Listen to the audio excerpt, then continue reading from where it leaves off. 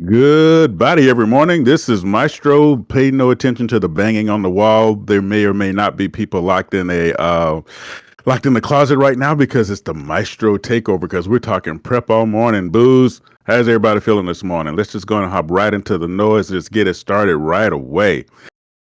Everybody's number one seed. Everybody's favorite is no longer in the last dance. Yes, that's right. The ill is out.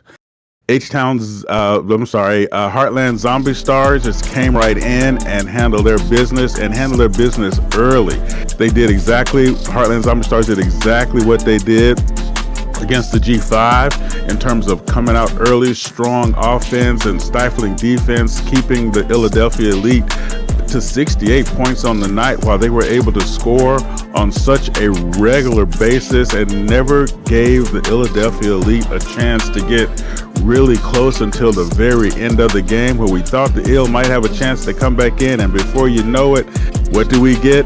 Another controversial call 2 years in a row where Coach Williams gets handed a call. In this particular case, it was a controversial backcourt call that a lot of people felt as though wasn't exactly the right time and the right call, but nonetheless, the Heartland Zombie Stars have taken out many people's favorites. If you want to say they busted the bracket, they busted the bracket. And much to the surprise of everyone, Heartland Zombie Stars looks like they found the formula to put everyone else on their heels going for the rest of the way. Now, what does that mean?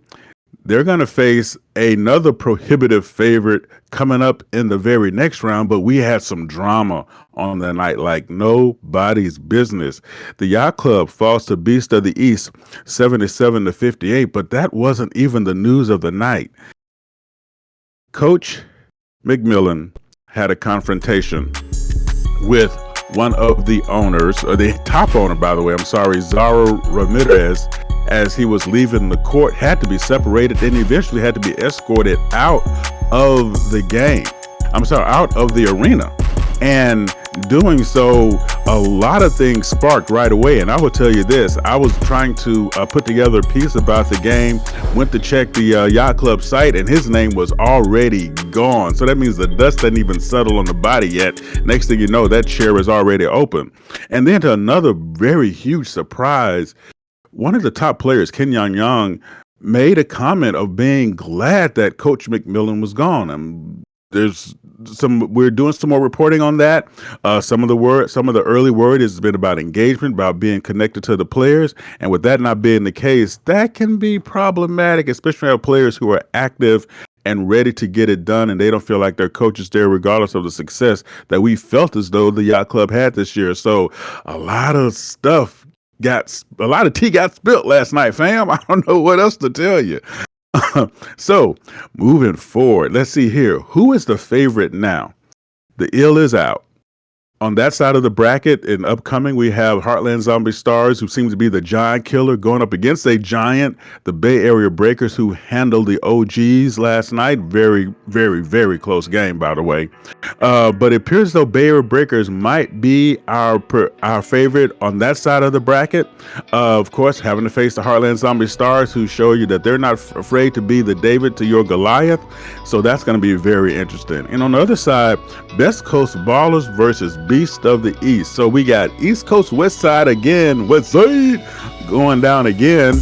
And a lot of people felt as though if it was not going to be the Philadelphia Elite, Best Coast Ballers were also getting a lot of votes and a lot of thoughts.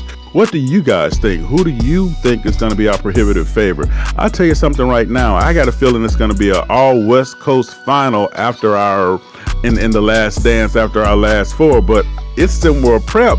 You cannot count out anybody. You have no idea who's going to show up, as we've been seeing across the table here. And we are down for every second of it. The games last night got a little runaway, but the last game, and I just got to get it out the way. Why was it so good? That's because me and your boy Yales, who, by the way, is probably texting me trying to find out what's going on in the studio because his key card isn't working. I don't know what happened. That the whole idea is that was a great way to end the night last night. So we're looking forward to our Final Four teams coming up this weekend. Please stay tuned to the rest of the day. And also, hey, listen, let's don't sleep on it. Tonight, we have a great conference game between Kentucky and South Carolina. It is definitely a must-see game, a conference game at a time when the rankings are changing faster than Santa's Christmas list. And I'm telling you right now, you have to be here for every moment. We got SimWorld Prep all over the thing. Now, see, now, listen, you guys are my witnesses. I did give SimWorld U a little play. Of course, it's only on SimWorld TV. Really appreciate you guys hanging out with us, doing what you got to do, catching this early morning. And you know, SimWorld TV, SimWorld period, is the only place where you can see the game, be the game.